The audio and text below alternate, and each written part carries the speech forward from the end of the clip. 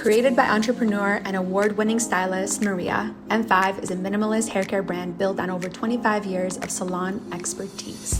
With just 5 essential products, it simplifies haircare, from scalp care to hydration, conditioning, styling, and repair, delivering healthy, beautiful results for every hair type.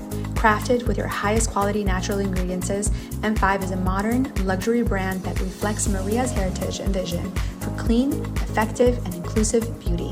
M5, the minimalist method to healthy, beautiful hair. This episode is brought to you by Maria Herbs, founded by Albania's leading herbalist and pharmacist, Uli Maria. From Mediterranean herbal teas to natural skincare, every product is crafted with care, backed by science, and made from the finest Albanian herbs. Visit mariaherbs.com. Your health naturally.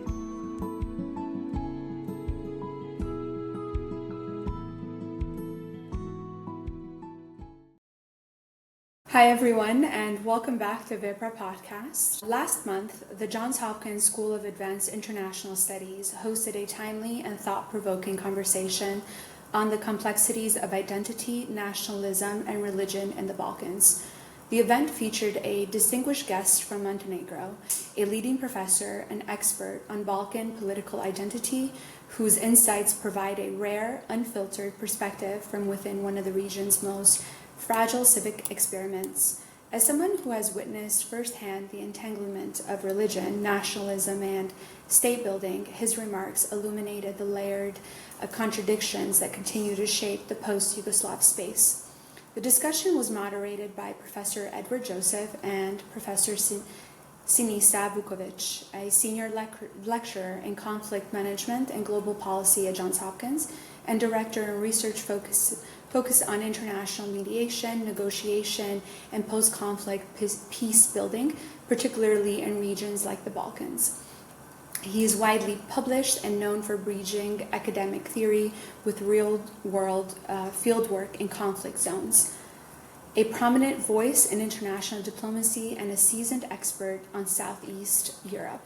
His presence brought depth and continuity to the conversation, drawing on decades of field experience across the Balkans. Together, the speaker and professors challenged the audience to think critically about how national identity is formed, manipulated, and resisted across a region that's still wrestling with the legacies of war and authoritarianism. The Vepra team was present for this powerful dialogue, which laid bare how civic ideals in the Balkans often collide with deeply rooted historical narratives and geopolitical pressures. What follows is a synthesis of the key themes discussed, essential reflection for anyone seeking to understand the enduring tensions and the hard-won aspirations of Southeast Europe. In Montenegro, efforts to build a civic, non-ethnic national identity remain deeply fragile.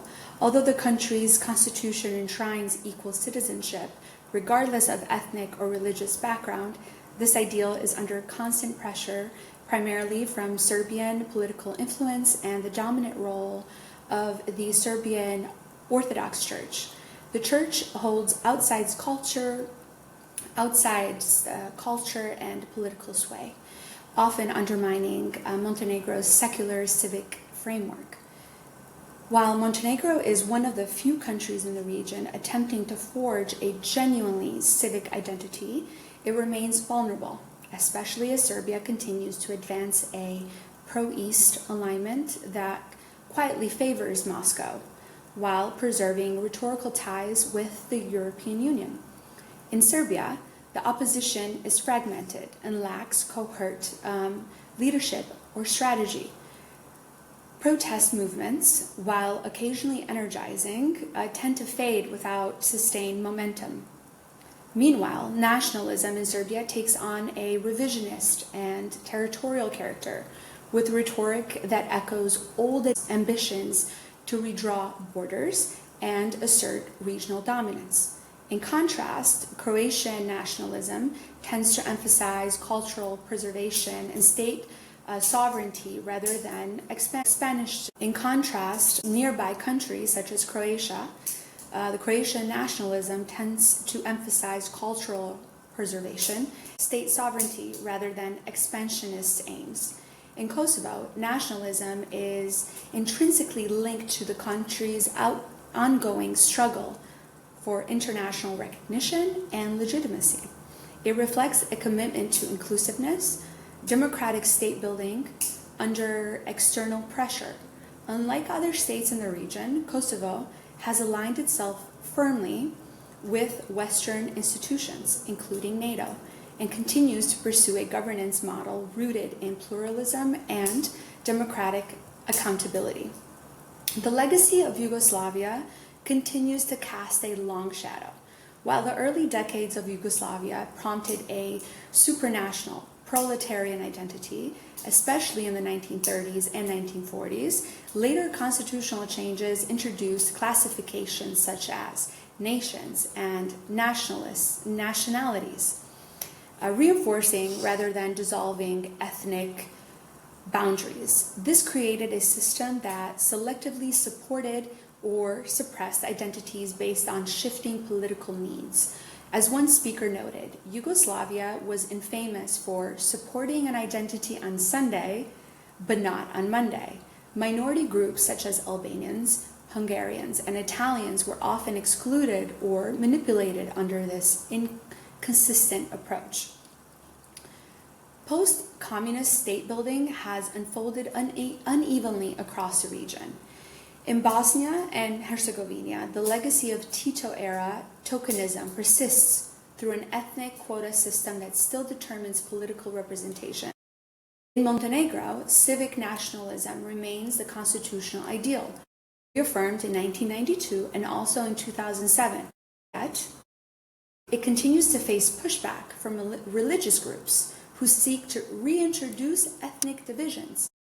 North Macedonia, meanwhile, experienced a gradual liberalization of identity from the 1950s onward, yet remains stalled in its EU accession bid due to ongoing disputes over historical and linguistic recognition with Bulgaria. Unlike Montenegro, North Macedonia saw its Orthodox Church institutionalized during communism, a key difference that continues to influence the religious landscape today. Albanians across Yugoslavia faced some of the harshest forms of exclusion. Until the 1974 Constitution, Albanian identity was effectively banned from public life. Although that Constitution granted limited cultural and political rights, the scars of early repression remain visible today, particularly in Serbia and in Montenegro, where Albanians continue to face structural marginalization. Ultimately, the Balkans remain a litmus test for Europe, as it was said, challenging the EU's ability to integrate states marked by complex histories, ethnic fragmentation, and weak institutions.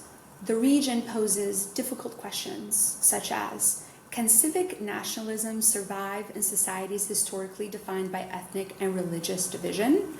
Can democracy and pluralism take root in the absence of sustained international engagement and accountability?